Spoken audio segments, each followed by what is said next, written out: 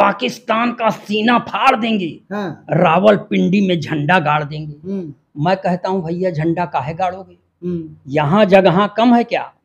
जो काम यहाँ करना चाहिए यहाँ नहीं करेंगे, सीधे रावलपिंडी चले जाएंगे, वही झगड़े धूम तिरकिट धूम तिरकिट धूम तिरकिट धूम तिरकिट धूम धूम तना ना धूम होरी खेलत गुरुमीत डेरा बिच होरी खेलत गुरुमीत। समृद्धि न्यूज़ चैनल और मैं हूं अशोक तिवारी। भोजपुर की धरती पर प्रयागराज से चल के आए अपने आप में एक अद्भुत हस्ती कहे जा सकते हैं। हमारे साथ हमारे बीच अभी मौजूद हैं अखिलेश द्विवेदी जी। हमें जहाँ तक लगता है कि हिंदुस्तान का शायद ही कोई ऐसा जगह होगा जहाँ ये अपने कविता पाठ करने नहीं गए होंगे, और शायद ही कोई ऐसा लोग हुआ जो इनको नहीं जानता। कुछ लोग तो इनके ऐसे दीवाने हैं, चूंकि कल हमारी बात हो रही थी तो कुछ लोगों ने बताया कि अखिलेश द्विवेदी जी की शायद ही कोई ऐसी कविता हो जो आ जाए तो हम ना देखते हो और ना सुनते हो। बड़ा अच्छा लगता है। और कल समृद्धि न्यूज़ चैनल के तत्वाधान में हो रहे कवि सम्मेलन में इन्होंने तो महफिल ही जमा दिया, लोग हंसते हंसते लुट गए थे। तो संयोग से इनका इंटरव्यू लेने का मौका मुझे मिला है। सबसे पहले आपको स्वागत है जी। नमस्ते, कैसे हैं आप? जी अच्छा हूँ। आभार व्यक्त करता हूँ समृद्धि न्यूज़ चैनल का कि उन्होंने मुझ जैसे अदने का साक्षात्कार प्रकाशित करने का बीड़ा उठाया। मैं आप सबके प्रति आभारी हूँ। बीड़ा उठाया जी। देखिए ये अदा है। मैं आपको बता दूं कि अखिलेश दादा इनको लोग कहते हैं, और कहीं ना कहीं इनके अद्भुत प्रतिभा से लोग प्रभावित रहते हैं। जो लोग भी कल कार्यक्रम देखे होंगे, हमें जहाँ तक लगता है कि या फिर पहले से भी, कार्यक्रम तो अभी हुआ है, इसके पहले से भी इनका जो कार्यक्रम होता है अपने आप में काफ़ी अद्भुत होता है। जानना चाहेंगे, प्रयागराज से आप आरा में आए जी, कल कार्यक्रम भी हुआ, क्या कहेंगे, कैसा रहा कार्यक्रम? मैं कह सकता हूं कि मेरे जीवन के सफलतम कवि सम्मेलनों में एक आपका कवि सम्मेलन था। यहाँ की सजग श्रोताओं ने जो जिस निष्ठा भाव से मुझे सुना, जो मेरा उत्साह बढ़ाया, मैं उसके प्रति उन सारे श्रोताओं के प्रति अपना आभार व्यक्त करता हूं, उनको नमन करता हूं और आपके चैनल को बार बार प्रणाम करता हूं। अच्छा, नरकंकाल जी क्यों आपको लपेट रहे थे बार बार? ये जी मंची व्यवस्था पर एक हास्य कवि का दूसरे हास्य कवि के प्रति कुछ टिप्पणियां करना, ये अमूमन ये हम लोगों के माने फितरत में है। तो अगर मेरी उससे बहुत पटती ही, ये इस बात का भी संकेत है कि अमुक कवि के साथ मेरा विशेष लगाव है। अच्छा। तो मैं ये कह सकता हूँ कि मेरे लगाव या मेरे छोह के चलते हम लोग एक दूसरे को जो कुछ कह लेते हैं, मंचों पर कह लेते हैं, वो केवल मंचों की अपनी लटके झटके कह सकते हैं। अच्छा, वो पत्नी और बेटे वाली जो बात बोल रहे थे, हाँ, सही में वो सच्ची घटना है कि सही मंचे के लिए खाली? जी, जो कुछ कवि जीता है, हाँ, अपने जीवन की सच्चाई को एक तरफ रखता है, और मंची व्यवस्था में केवल आप ये कह सकते हैं कि ये पेट पर्दा चलाने की एक हरकत है। तो वो मेरी हरकत है। मेरे घर परिवार में मेरे बच्चे, मेरी पत्नी मेरा बहुत सम्मान करती हैं। मैं उन सब के प्रति और ईश्वर के प्रति आभार व्यक्त करता हूं कि ऐसा परिवार मुझे मिला है। अच्छा, जानना चाहेंगे अखिलेश द्विवेदी, आज पूरा हिंदुस्तान अखिलेश द्विवेदी को जानता है और बहुत सारे लाखों दीवाने आपके हो गए, मिलियन में आपके व्यूज आते हैं जी। आखिर कैसे एकाएक इस तरह का, या फिर स्ट्रगल रहा काफी? ये जी आपको मैं बता दूं, मंची व्यवस्था में या मंची कवि सम्मेलनों में एकाएक कोई बहुत लंबा बहुत बड़ा कवि नहीं बनता। इसके पीछे बड़ी लंबे संघर्ष की कहानी है। ये है कि अपने काम के प्रति पूरी निष्ठा, पूरी ईमानदारी बरतनी चाहिए, और मैं उस ईमानदारी के चलते किसी भी बड़े या छोटे कवि के किसी उसमें नहीं हूँ, गुटबाजी में नहीं हूँ, और सब मुझे जानते हैं, पहचानते हैं, मुझे मानते हैं, मुझे सराहते हैं, बुलाते हैं, और मैं अपनी भूमिका के अनुरूप पूरी ईमानदारी के साथ न्याय करता हूँ। अच्छा, हास्य पाठ करना था, और कल हास्य पाठ से आपने जिस तरह गुदगुदाया लोगों को, क्योंकि तमाम दर्शक आपको देख रहे हैं, हाँ, बहुत सारे लोग कल उपस्थित नहीं भी हो पाए थे, बहुत तरह के कारण, या तो उनको जानकारी नहीं हो पाई थी या कुछ और। हम चाहेंगे कि हमारे दर्शकों को इस वक्त जो आपको देख रहे हैं, थोड़ा सा अपने हास्य कविता से लोगों को थोड़ा सा गुदगुदाएंगे तो मुझे बड़ा अच्छा लगेगा। देखिए, ये है, अभी कुछ दिन पहले चुनाव हुआ है, और चुनाव में कई कई कई दल, कई पार्टियां एक हो गई हैं, एक होके लड़ी और केवल एक शख्स के खिलाफ लड़ी, या आप ये समझ लीजिए भारतीय जनता पार्टी के खिलाफ लड़ी। तो मैं गठबंधन पर एक 4 लाइन आपको सुनाना चाहता हूँ कि कुर्सी हथियाने की खातिर बना महागठबंधन, कुर्सी हथियाने की खातिर बना महागठबंधन, ना कोई आचार संहिता, ना चरित्र, ना चिंतन, बहुत जुटेंगे जोगी तो मठ ही उजाड़ डालेंगे, बहुत जुटेंगे जोगी तो मठ ही उजाड़ डालेंगे, देशवासियों चौकीदार को फिर दे दो सिंहासन, क्यों? क्योंकि इनसे न आशा लगाना उत्थान की, जय हो जनता की, जय हो हिंदुस्तान की, जय हो जनता की, जय हो हिंदुस्तान की। क्या बात है। देखिए ये है कवि, और मैं आपको बता दूं कि कवि जिस तरह द्विवेदी साहब की यदि हम बात करें तो काफ़ी ही अद्भुत इनकी जो भी कविता पाठ, काव्य पाठ होती है अपने आप में काफ़ी अद्भुत होता है। आपने एक नमूना देख ही लिया। एक कल आपने कुछ इस तरह का कोई बाबा थे, उन पे आपने कुछ व्यंग्यात्मक आपने, हम चाहेंगे कि वो भी थोड़ा सा। देखिए, ये कई हम जो देख लेते हैं वही लिख देते हैं और उसको कविता में बना के लोगों के सामने परोस देते हैं, सिर्फ तात्कालिक सुखानुभूति के लिए।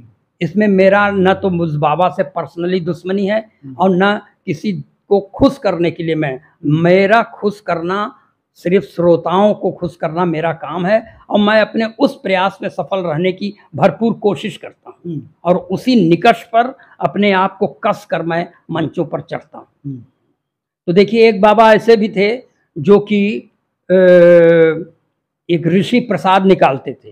वो ऋषि प्रसाद के मुख पृष्ठ पर कभी भगवान राम की भूमिका में खड़े हो जाते थे तीर लेके, धनुष बाण लेके, कभी भगवान कृष्ण बन जाते थे, वो उसी मुख पृष्ठ पर भगवान कृष्ण की तरह मुरली बजाने लगते थे, वो मोर पंखी लगाने लगते थे, कभी भोलेनाथ बनकर वो सर्प पकड़ के भी दिखाई पड़ते थे। तो उन बाबा के ये दृश्य देखकर, उनका यह छवि देखकर मेरे मन में थोड़ा आक्रोश हुआ।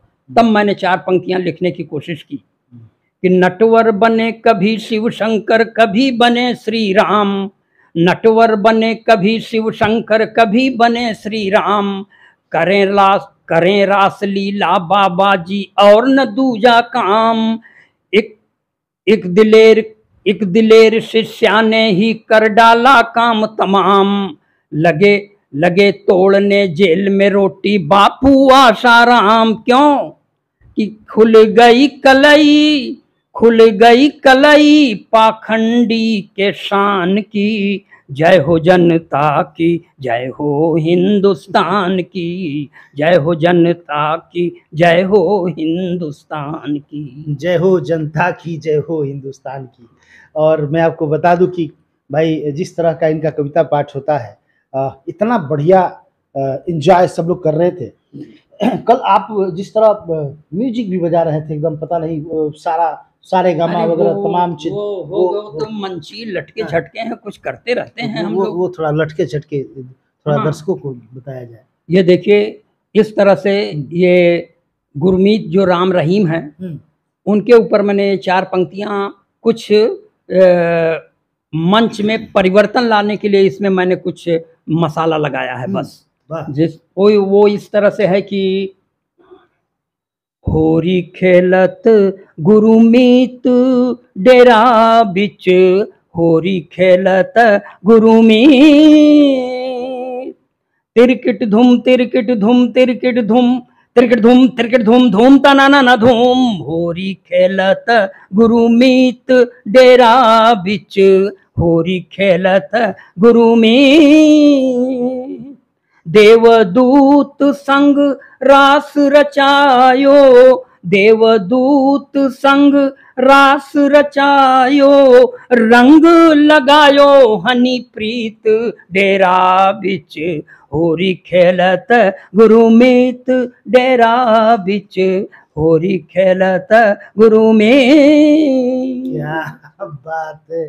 ये अदा है अखिलेश द्विवेदी साहब की, और तब जाके लोग इनके दीवाने हैं। आज मैं आपको बता दूं कि जिस महफिल में जाते हैं, कल तो मैं यही देख रहा था, खास तौर पे यदि कवि सम्मेलन की बात होती है तो घंटा 2 घंटा लोग बैठते हैं फिर चले जाते हैं, लेकिन इनके लिए 12 बजे रात तक लोग इंतजार करते रहे कि नहीं अखिलेश द्विवेदी साहब को सुन के ही जाएंगे। ये हमने का छोह है मेरे प्रति।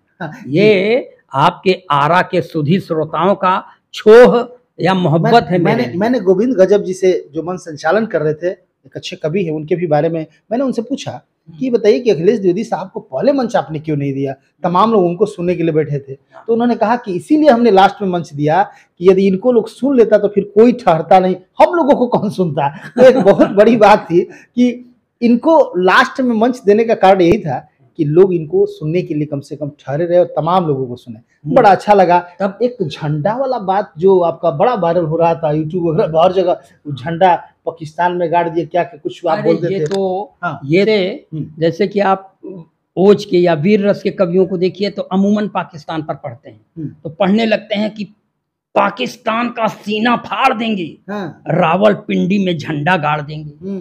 मैं कहता हूँ भैया झंडा काहे गाड़ोगे, यहाँ जगह कम है क्या? जो काम यहाँ करना चाहिए यहाँ नहीं करेंगे, सीधे रावलपिंडी चले जाएंगे, वही झगड़े की जड़। फिर कहता हूँ कि नापाक सरजमी पर पाक तिरंगा झंडा नहीं फहराया जाता, वो केवल भारत की ही भूमि के लिए सुखकर है, उपयुक्त है। क्या बात है।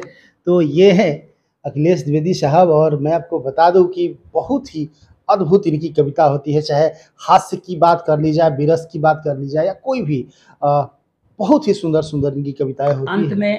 अंत में मैं आपके लिए ये कह सकता हूँ कि देखिए, ये करुण रस की कविता सुना के लोगों को जबरदस्ती, हमारे जो श्रोता हैं अपने नींद को तिलांजलि देकर अपने ज़रूरत के समय को काट कर कवि सम्मेलनों में आते हैं, इसलिए उनकी भरपूर उनके मनोरंजन का ध्यान रखना चाहिए। मैं श्रोताओं की इस पहलू पर विशेष ध्यान रखता हूं और तब कहता हूं कि हम अपना दर्द बांटें या न बांटें पर हंसी बांटें, हम अपना दर्द बांटें या न बांटें पर हंसी बांटें, भुला कर सारे गम अपने सभी के संग खुशी बांटें, हयारी मौत से अपनी वो एक दिन आके मानेगी, तो उसके आने तक क्यों न सबको जिंदगी बांटें। क्या बात है, क्या बात है, लाजवाब लाजवाब। तो इसी तरह अखिलेश द्विवेदी साहब की बहुत सारी कविताएं आपको यूट्यूब वगैरह पे भी मिल जाएगी, और इनका कार्यक्रम होता है तो भाई भीड़ तो होना स्वाभाविक है, और इनके लिए लोग इंतजार करते हैं, बहुत दीवाने हैं इनके। बने रहिए हमारे चैनल के साथ, इनकी बहुत सारी अपडेट वीडियो भी हम अपने चैनल पर डालेंगे। जो कल कार्यक्रम हुआ था आप देखें, एंजॉय करें, फिर कभी सर से मुलाकात होती है तो आप लोग को रूबरू कराएंगे। तब तक के लिए इजाजत दीजिए, बहुत बहुत धन्यवाद। नमस्कार। Divya Vatsalya Mamta Fertility Centre Private Limited, more than 65,000 IVF successful cases. माता पिता बनने की ओर अपना पहला कदम बढ़ाएं, IVF अपनाएं। कई राष्ट्रीय एवं अंतर्राष्ट्रीय अवार्ड से सम्मानित डॉक्टर रश्मि प्रसाद, विश्व स्तरीय तकनीक, ICSI, IVF, IUI, blastocyst transfer की समुचित व्यवस्था। 234, 235 लड्डू गोपाल मिष्ठान भंडार के नजदीक, पाटलिपुत्रा कॉलोनी, पटना 30।